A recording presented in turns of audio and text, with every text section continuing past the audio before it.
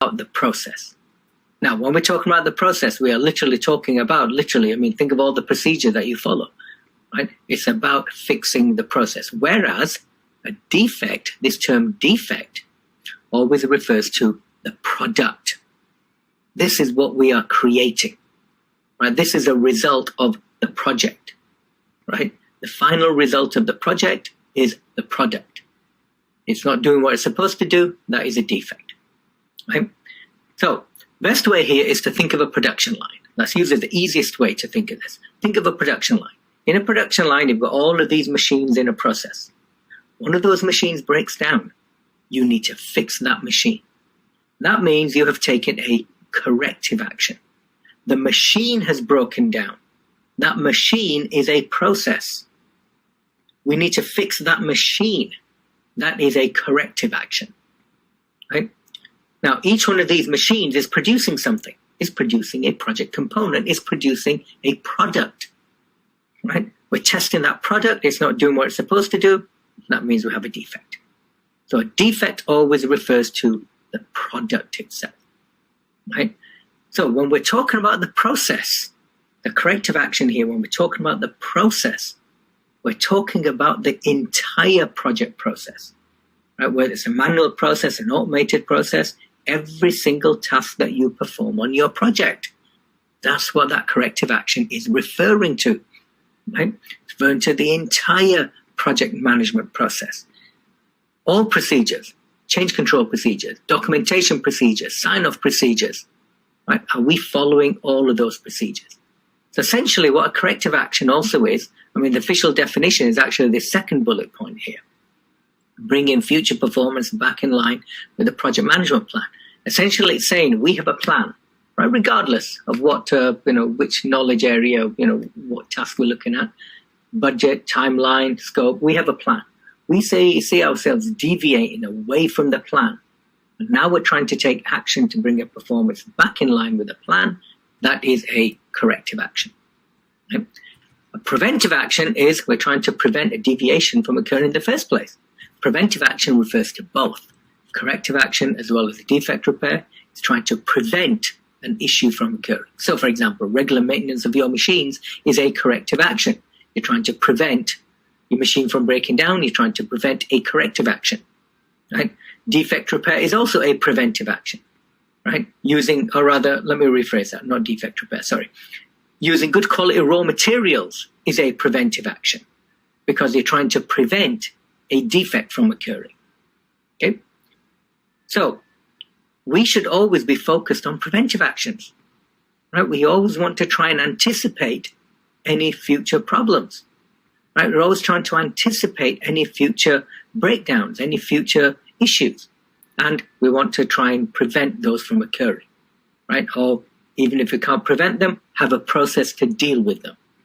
Right? So that is what the preventive action refers to. Remember one of the things I said yesterday, right? As a project manager, we're always proactive. One of the examples I gave is if you see an option choice that's something like, if this machine breaks down, we will fix it. That's the wrong option because that's a reactive option. The proactive option would be, right? We anticipate something is going wrong in the machine. One of the parts is wearing down, right? And the only way we know that is because we are doing regular maintenance of our machines, which is a preventive action, right? We see one of the parts wearing down, we replace that part so the machine doesn't fail, right? So again, we're always trying to anticipate future problems or potential future problems and fix it or have a process to deal with it. That is a preventive action. Now, also two other terms that often are used interchangeably, often used incorrectly, if you like, by many organizations, and that is this term quality control, quality assurance, right? There's a lot of IT folks in this call. At least there was yesterday. I'm assuming you guys are all back, right? I'm an IT guy myself, right? And those terms are used sometimes incorrectly in the IT world, right? There is a major difference between the two. Quality control is testing the product. Quality assurance is testing the process, right? So again, testing the product versus testing the process.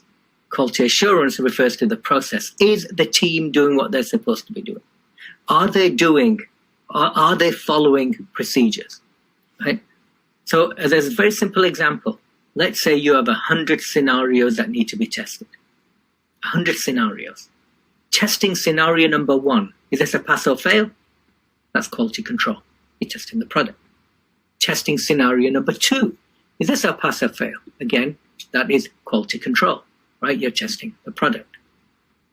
Making sure that your team has actually tested all 100 scenarios is quality assurance, right? Making sure that they followed those procedures. They might have only tested 50 scenarios, everything looks good, and they sign off, right? Well, they've only done 50% of the work.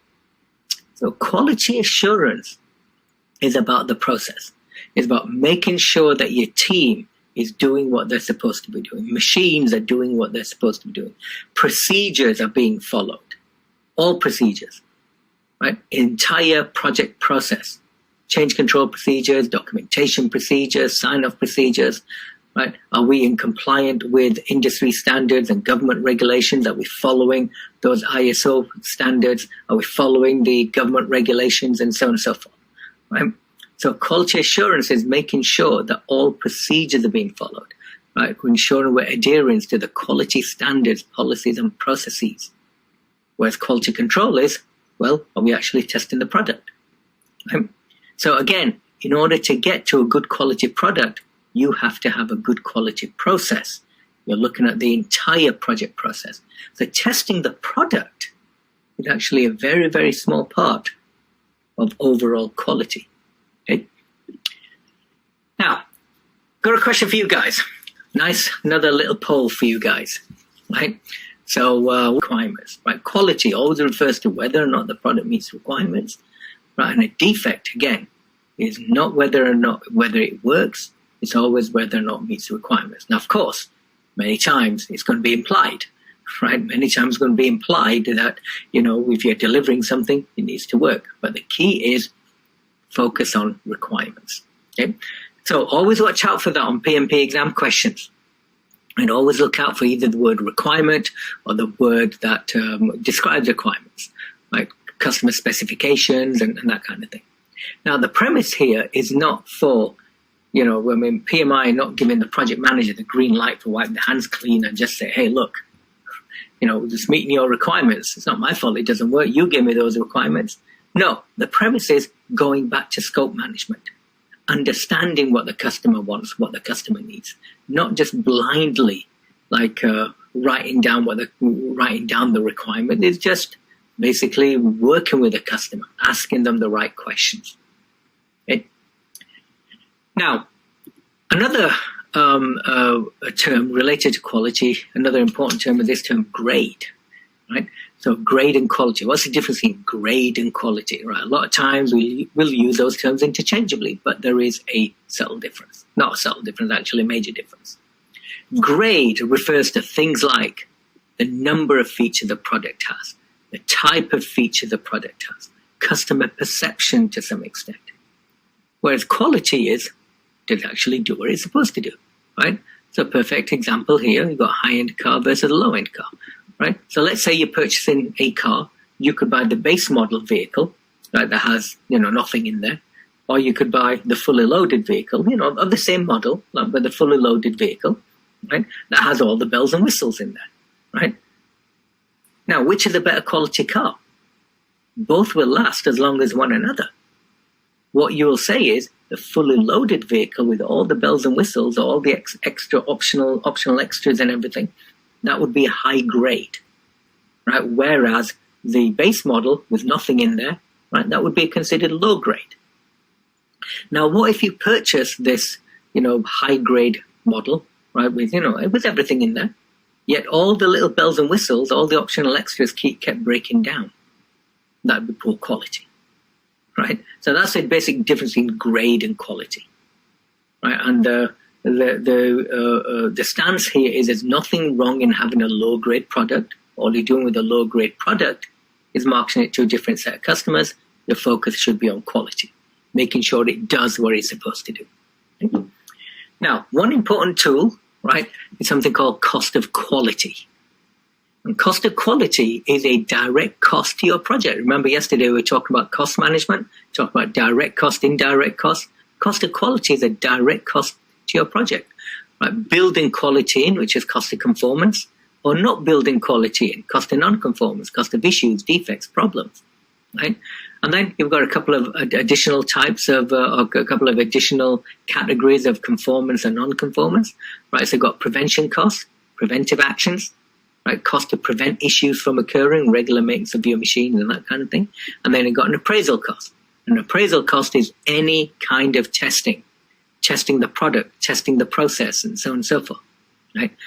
Then you've got cost of non-conformance. Cost of non-conformance is cost of issues, defects, failures. Two types, internal failure cost and an external failure cost. Internal failure cost, during your project, you're testing, it's not doing what it's supposed to do. Defects, rework, scrap, you have to get rid of, you're testing the product, it's not doing what it's supposed to do, get rid of it. Right, that is an internal failure cost. Or rework, right? We have to fix it, defect repair. Or let's say the machine crashes. No one can do any work because the machine is crashed. The unplanned downtime would be a cost of non-conformance and internal failure cost. And an external failure cost, right, which is the most expensive approach to quality, is basically letting the customer find the problem. Right, the problem has reached the customer. And then all of the product has reached a customer, and now they're finding issues, they're finding problems. So all costs associated with that. That would be known as an external failure cost. Okay? And then these are direct cost to your project.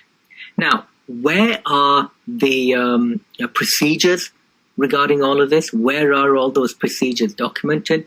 Documented regarding quality in the quality management plan. Right, if you remember yesterday, we talked about the components of the project management plan. One of those, or some of those components have the word management plan in them. Right, and any management plan is documenting procedures, documenting how. So all the procedures then regarding quality is documented in the quality management plan. Right.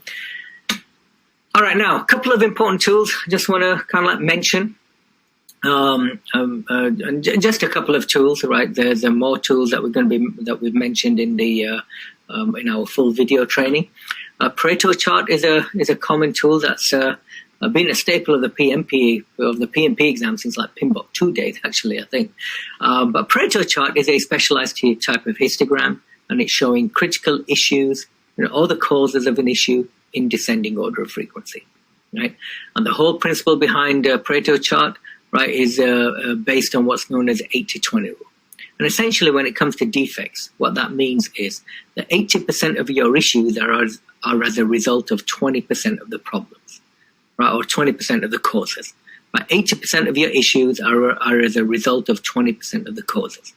So if you can identify the 20% of the causes, right, and fix those, you've basically fixed 80% of your issues. Right? So in this case, then, right, just use this graph as a high-level example. These two issues here that we have, these two problems, if we fix those, then we fix the vast majority of our problems, vast majority of the issues, and in this case, about 75% of all of our issues. Now, again, I don't want to go into it in too much detail in this class, but that's kind of like the basic principle behind the Pareto chart. Right? So which issue should we look at? Well, these two issues we need to look at first. Okay? Because we fix these two issues, we've essentially fixed most of our, in this case, 75% of all of our problems. Another important tool, right, to get to a root cause of an issue, this is called for root cause analysis, right? And again, these are all tools, right? Another tool then for quality, right? So root cause analysis, something called the cause and effect diagram, the fishbone diagram, or Ishikawa diagram. It's also known as the YY diagram, just as a side note. Right, but make sure you know these terms: cause and effect, fishbone, Ishikawa. All right. Now, the basic principle is, you list out all possible causes of the issue, you drill down, and you ask a certain number of whys, and that should get you to the root cause of an issue. Right? Some other quality terms or quality tools that I want to mention. Right? There's a control chart. Right? That's another important one. Right? And we'll talk about control, or rather, we're not going to talk about control charts here, but we do talk about them in detail in our video training. Yeah, but it's used to show whether whether a process is stable and predictable, right? Whether a process is within control or has a process gone out of control. You've got the quality audit. Quality audit is an independent review of the entire project management process. Is everyone following procedures? Right? A third-party auditor coming on board, right? Making sure that procedures are being followed. And another important one is this one called statistical sampling. Right, now, statistical sampling is specifically testing a representative sample of the population. Right, not testing everything, you're testing a representative sample. Right, and the whole idea is to try and reduce the number of tests without reducing the actual quality of the test and the scope of the test and so on and so forth. Right? So that's a simple example, right? Back in my HR days, right? So if we were implementing, for example, a payroll system, right? Then we're implementing a payroll system for a Fortune 100 client, or no, let's say a Fortune 10 client, and they've got 100,000 employees, right? Well, we're not going to test the payroll system to make sure all employees are getting paid correctly on all 100,000 employees, right? I mean, how long is that going to take to test 100,000 employees? No, what we're going to do is we're going to identify all the different populations of employees, right? And then select a handful from each one and then test on them, right? Those would be our test cases and test scenarios. So instead of having 100,000, or rather instead of doing 100,000 tests, now we're down to maybe a couple of hundred tests, right? And that is what statistical sampling is. It's a representative sample of the population. Okay? All right, good. So that was quality. As I said, once again, if you guys is the people domain, right? So, the resource management and communication and stakeholder sections actually account for, 42% of the PMP exam. I mean, really the people domain, right, account for 42% of the exam. And that includes a lot of management and leadership topics. Yeah?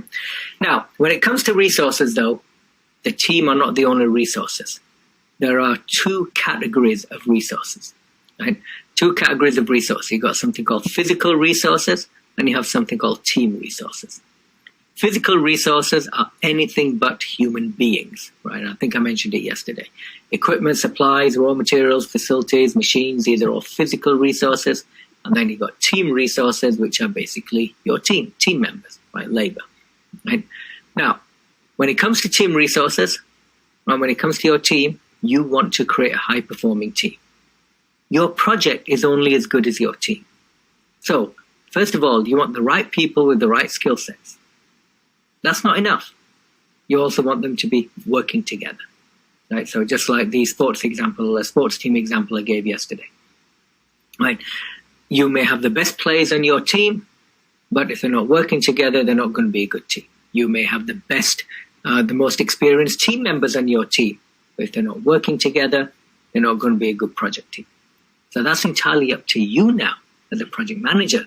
You want to engage your team, you want to motivate your team, right? You want to get your team to get to know one another. You're going to be having these team building activities and so on and so forth, right? That is up to you to create that environment as a project manager. You want to create a high performing team.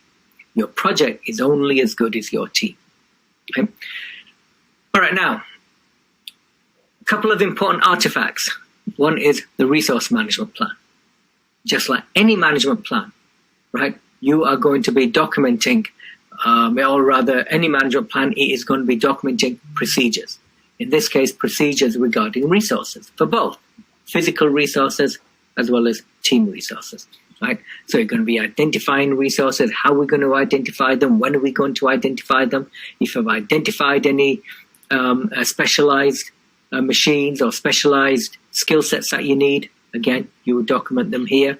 How are we going to get those resources? Are they within the organization, or are we going to go through vendors and contractors, right? So there's different procedures. there's different procedures based on if you have the machines or team members within your organization, or you need to get them from outside of your organization. If they're outside of your organization, then there's a whole procurement process. We're going to talk about procurement later on this morning as well. Plus roles and responsibilities specifically for team resources, right? So that refers to then role description, job description of team members within your project. You may create an org chart, right? There's the resource management, basically procedures for rolling staff onto a project, rolling staff off a project, and so on and so forth, right? Any training requirements, right? If you've identified any training requirements before team members can roll onto the project, right? They have to, say, watch these training videos, or they have to go on this particular training, right? Or what happens if halfway through the project, we realize that some team members need to go on additional training, right? Well, how do we make that happen, right? Who's going to sign off on it? Who's going to fund it? How are we going to fund it, right? Again, all of those procedures are going to be documented here, right? Now, the number one success factor on your project is stakeholder engagement. If all of your stakeholders are engaged on your project, engaged and motivated on your project, that calls for a much better project experience and the number one success factor on your project. Now, in reality, a lot easier said than done. However, your team members, in the very least, your team members are stakeholders on the project. You want to engage and motivate your team members. So having some kind of recognition plan can also engage and motivate them. Right. So anyway, these are just some examples of the type of type of things that might be documenting in the resource management plan. Right. Again, resource management plan is just documenting procedures. Right. Now, another important artifact, right, along with that, another important artifact, right, is this one called the team charter. Right, and I can almost guarantee this will be somewhere on your exam, the team chart. PMI, they're really placing a lot of emphasis on this. So either as a question or even just as an option choice, but I can almost guarantee it'll be there. The team charter, right, is basically just documenting the do's and don'ts of the team. I mean, it's a very, very simple document to understand. It's just documenting the, as it says here, shared values, agreements, operating guidelines, acceptable behavior, right? So how do we behave with one another? How do we communicate with one another? What should we say, what we shouldn't say, right? What we should do, what we shouldn't do, right? That's all part of the team charter, right? How do we work collaboratively together? That is all documented in the team charter, right? How do we come up with a consensus? How do we make decisions? Right? What happens if we can't make a decision? What do we do in that situation? Right? So it's just basically documenting the do's and don'ts of the team, basically ground rules for conduct. Right? And also, especially the case when you've got team members, right, from different backgrounds, right, different countries, right, different cultures. A phrase in one part of the world could mean something completely different in another part of the world. Right? So you've got team members that are, located virtually in different geographical locations, right, in different countries, right? Well, what if there's no overlap of office hours, right? Well, how do we handle that situation, right? And so on and so forth. That is all documented in the team charter. Now, the team charter should be a collaborative process, or creating the team charter, right? A team collaborative process.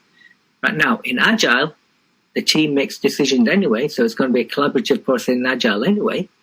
But even in a predictive project, again, this is not something that the project manager is going to write and then delegate to the team. Right? This should also be a collaborative process in a predictive environment as well. Now, skill sets for a project manager. Remember we mentioned the number one skill set for a project manager is communication. Right?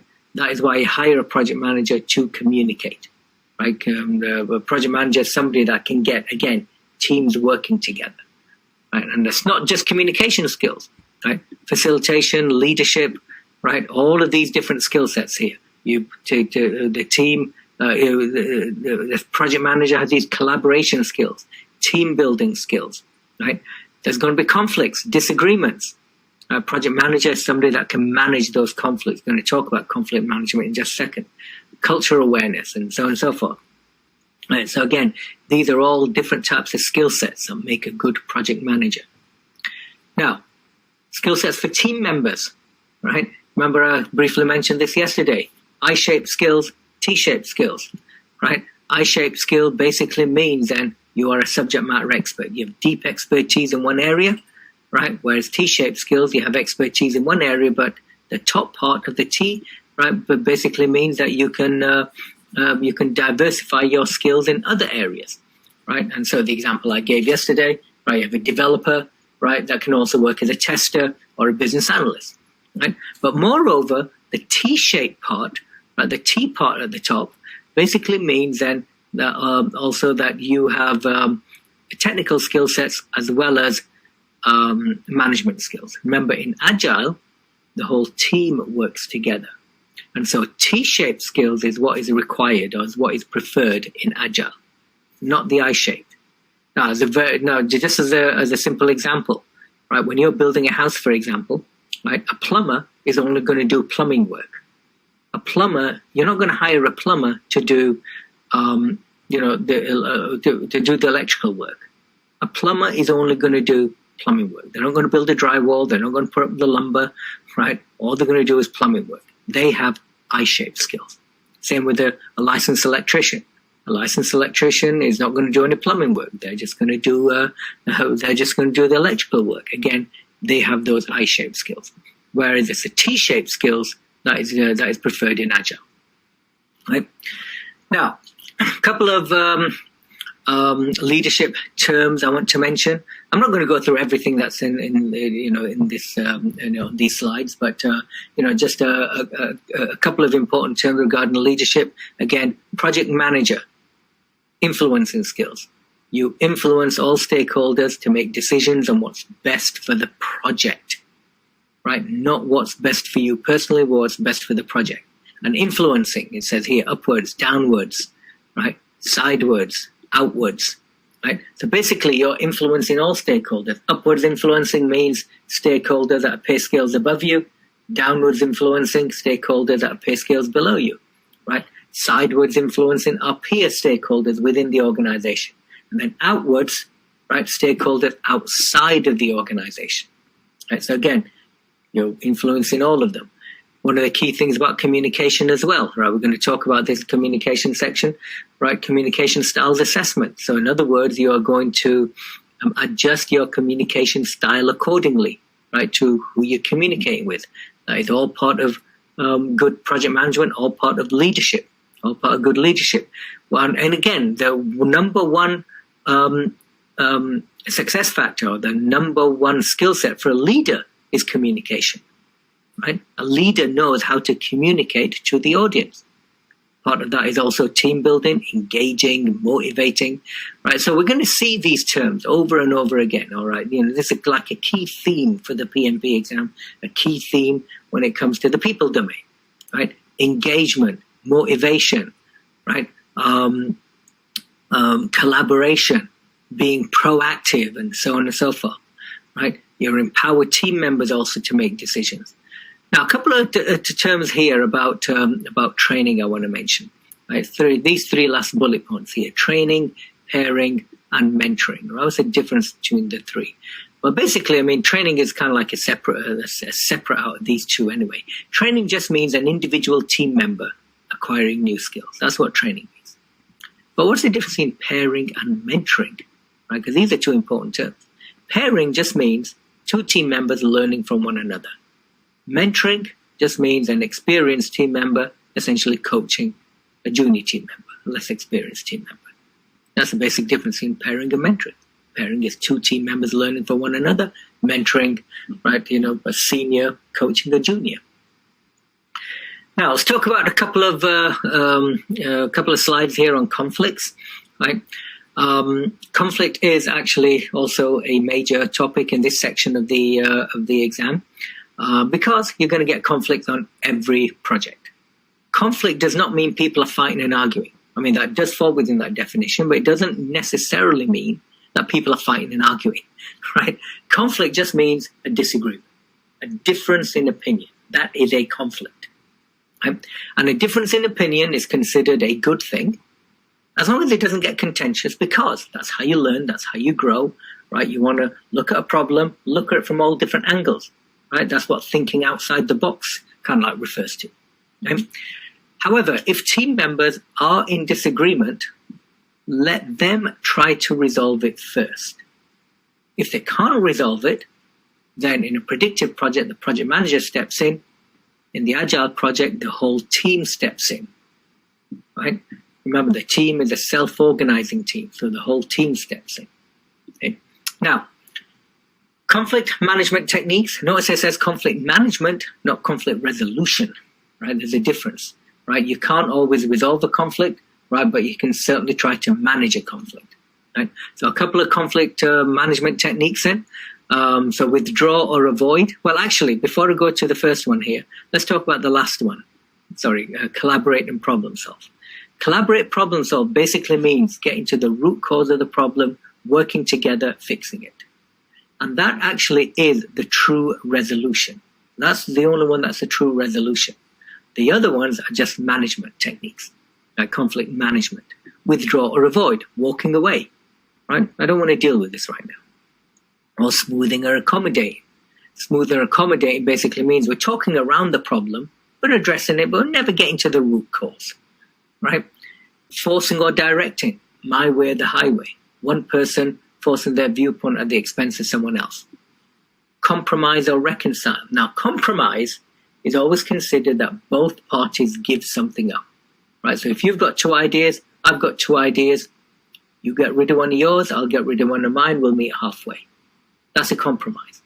Whereas in a collaborate, we're going to pool all four ideas together, come up with a solution that we all agree to. Now, any of these could be appropriate in the right situation, but collaborate is always considered the best form. Okay? Then you got these different levels of conflict, right? Now, these were originally coined as the agile levels of conflict, right? But they don't have to be agile in particular, right? I mean, they could be in any kind of problem, in any kind of project. But the first level of conflict is this one called problem solving, right? So where the two team members, right, they've got a disagreement, they work together and they fix it, right? So that's the first level. So in other words, that one is a true resolution.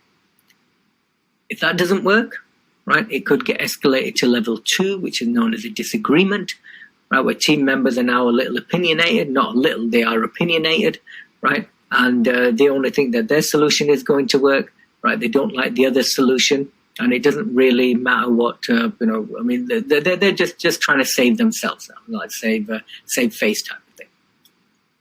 Then that could get escalated to level 3, which is contest, right, where team members now are beginning to now step in, and team members are beginning to take sides, right?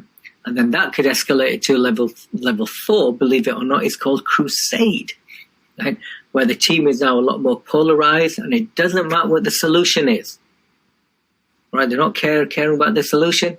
Each team just wants to win, right? The goal is just to win. And then that could get escalated to level 5, which again, believe it or not, is called World War, right? And the team members are just not talking to one another, situation is just very combative, and so on and so forth. Now, of course, it should never get to 4 or 5, but also everybody remembers Crusade and World War. Everybody remembers that, right? It's the first 3 that people tend to forget. So make sure you remember those: problem solving, right? Disagreement, contest. Okay. Now, the last topic I just want to mention here, right, very quickly: emotional intelligence, right? Emotional intelligence is about understanding your emotions and understanding the emotions of others. Right, and so that's basically the 2 categories, if you like. I mean, and again, just what you need to know for the exam: personal skills, interpersonal skills. Personal skills is understanding your emotions. Interpersonal skills, understanding others. Right. Now, the personal skills side, understanding your emotion, basically, it's about do you recognize your emotions, and do you recognize how your emotions can impact your work and impact dealing with other people. Right. So you got the other 3 components. Self-awareness is understanding your emotions. Self-regulation is about controlling your emotions. And then motivation is what's going to motivate you. What actually motivates you to get your work done, right? Or motivates you in life, And what is motivating you can impact, how you control your emotions and so on and so forth. And the whole principle behind this is, do your emotions impact your decision making, impact the quality of your work, whether you're upset, whether you're happy, and so on and so forth. Right? If your work is being impacted by your emotions, then your work is going to be very inconsistent. Right? If your decision making is based on your emotions, again, your decisions are going to be very inconsistent. If you're a business leader, what are you leading your organization? Right? So a good leader will always be able to separate their emotions from their decision making. So that's the personal side. And then the interpersonal side is now understanding others, right? And really the key there is empathy, right? How well you understand others, right? Basically recognizing that everybody is different, working with others, and so on and so forth. Right? So anyway, that was just a very high-level, brief introduction then to the resource management section. Right? If you are audited, all they want is a course certificate. Right? You need to have some kind of course certificate or just some kind of documentary evidence to show that you took a particular training that you're claiming. Right, so there always has to be something like that, right? Course certificate of some kind. If you have training from like an e-learning site, for example, right? Then they may have a log to verify what training you took and when. Communication management. Now, communication, as I mentioned before, it is your number one job skill. As a project manager, the project manager and a leader's number one job skill, right? It's a number one job skill for leadership as well. So you need to make sure that your information, the communication is relevant, it's timely, it's via the correct medium. You are giving the right information to the right stakeholders at the right time, not every single information to every single stakeholder whenever you want to, right? Which is something that is done quite badly in a lot of organizations. And that's why you sometimes end up with an inbox full of emails that don't pertain to you, or you're invited to these useless meetings, right? And so, again, one of the standards then that's being set, right? You need to communicate effectively and efficiently, right? Effective communication, giving the right information to the right stakeholder at the right time via the correct medium. Efficient communication, giving only the information that's needed. Right, no more, no less, just the information that's needed. Right, and it's always considered project managers spend 90% of their time communicating. Right, and that's what we do. Right, we want to make sure things are moving along. Right, we want to understand status. Right, communicating status to understanding status from the team, communicating status to stakeholders, and so on and so forth. Communication is not just about talking. Right, it's also about documenting. And that's why we spend 9% of our time communicating, because project managers are constantly updating documents, right? Plans as well as status. Right? Now, different types of communication, and the whole idea behind communication is, as a project manager, you are going to be adjusting your communication style accordingly, right? So based on whether it's internal communication or external communication. Right, you're going to be communicating very differently to stakeholders within your organization versus outside of your organization. Right, there's different communication protocols. Right, there's a very simple example. Government agencies, right, can be a stakeholder in your project. Right, when you're applying for a permit, for example, for a construction project, right? Well, how do you apply for a permit? Basically, how you apply is you fill out a form. Right? You don't go to, or you don't call up the local municipality and have a chat with them. You don't go and set up a meeting with them. Right? No, you basically just fill out a form, and if they need additional questions, they'll contact the builder, whoever it is who's submitting it. But you basically just fill out a form. That's the communication, right? So using the right method of communication, right, for the appropriate audience. Right? So also then, formal versus informal. Again, you're going to be adjusting your communication style accordingly. Verbal versus written. Right? You write very differently to how you speak. So again, you have to adjust your communication style accordingly.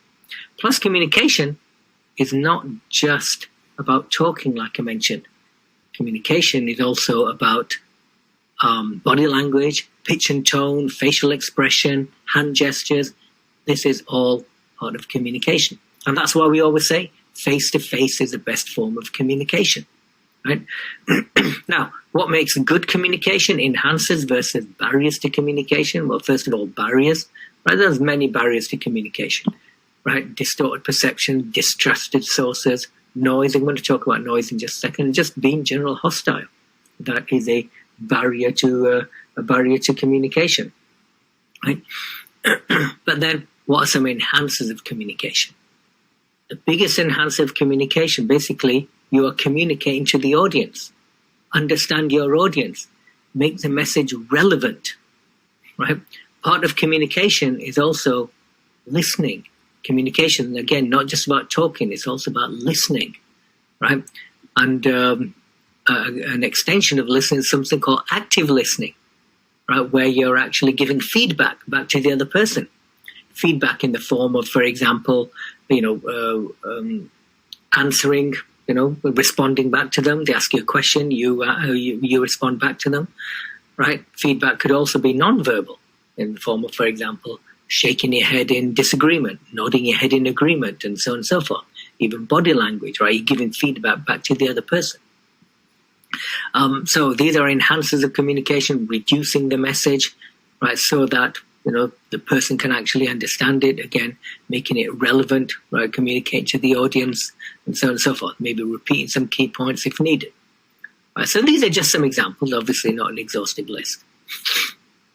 Now, one of the key artifacts is this one called the Communication Management Plan. And what we're going to be documenting on there, well, whatever we are analyzing, right? Communication requirements analysis. Basically, we're trying to figure out who needs what information. When does it need it? How is it to be delivered? When is it to be delivered? Now, so as a very simple example, let's say we're talking about reports. When are we running reports? How often are we running them? What time of day are they going to be available? Who needs those reports? Right? How are the people who need those reports, those stakeholders, how are going to be informed that the report has been run? That's just from the report side. Plus meetings, how often are we going to have meetings, right? Who's going to be invited to these meetings? So are we going to have daily status meetings? Are we going to have weekly status meetings? How long are the meetings going to be? Right? And so on and so forth. Right? Who's going to be invited to them? Plus other stakeholders. You're going to be looking at the preferred method of communication. Right? You might be reaching out to different stakeholders to identify their preferred method of communication, and so on and so forth. Whatever you are analyzing, all going to be documented here in the Communication Management Plan. And plus, on a day-to-day basis, you are going to be adjusting your communication style accordingly as well, right? Based on differences, right? Personal differences, cultural differences, political differences, and so on and so forth. Again, you're going to be adjusting your communication style accordingly, right? Now, whatever you're analyzing, a lot of this might be documented in the Communication Management Plan. Also things like, for example, constraints to communication. You've got team members in 15 different countries or 10 different countries over 15 different time zones. Right? No overlap of office hours. How do we handle that situation? Now, one important term, right, which all of you Agile guys should know, is this one called the information radiator. Right? Now, the information radiator is just nothing more than a whole collection of charts and graphs, and just showing, the status of the team, right? So where are the team, what the team is at. And it's not just one chart or graph, it's going to be a whole collection of them, right? There's a whole bunch, like you've got the Kanban board, the burn up chart, burn down chart, cumulative flow diagram, and so on and so forth, right? We're not going to talk about those here, right? But we do talk about them in detail in our video training. But a collection of those is just showing like stakeholders at a status of the team. And the whole idea is to try and prevent having unnecessary status meetings, right, with key stakeholders, when you can just show them this chart. And this shows them, this gives them a good understanding of the status of the team, right? Where the team is at, right? And so, generally speaking, then, right, that is the first thing that you would give to your stakeholder. If a stakeholder is asking for, status of the team, right, then give them access to the information radiator, right? You do not necessarily have a meeting with them, right? You don't just have a meeting with them, regular status meetings, right? You just give them this information. And the whole idea, like I said, is to try and prevent having unnecessary status meetings. In Agile, when the team is working on a sprint, they should be performing value-added work. They should not be doing any non-value-added work. Attending status meetings is non-value-added work, right? And so that is something, right? If the customer wants some status, wants the status of the team, wants some information, right? Then that should be the team facilitator then that's going to take care of that, right? The Scrum Master, team facilitator, the servant leader. Okay. Now, communication methods, right? 3 basic communication methods: interactive, push, and pull. Right? Interactive, push, and pull. Right? Interactive communication means anybody can talk at any time, right? So general conversations, telephone calls, right? These are all interactive communication. Brainstorming sessions, meetings, anybody can talk at any time. Then you've got push communication. Push communication is always one way. You're not getting a response back, or not, at least not immediately, right? Such as voicemails, right? You're sending communication. You don't know if the other person has listened to your voicemail, right? So there's no guarantee, no confirmation that the message was actually received and understood.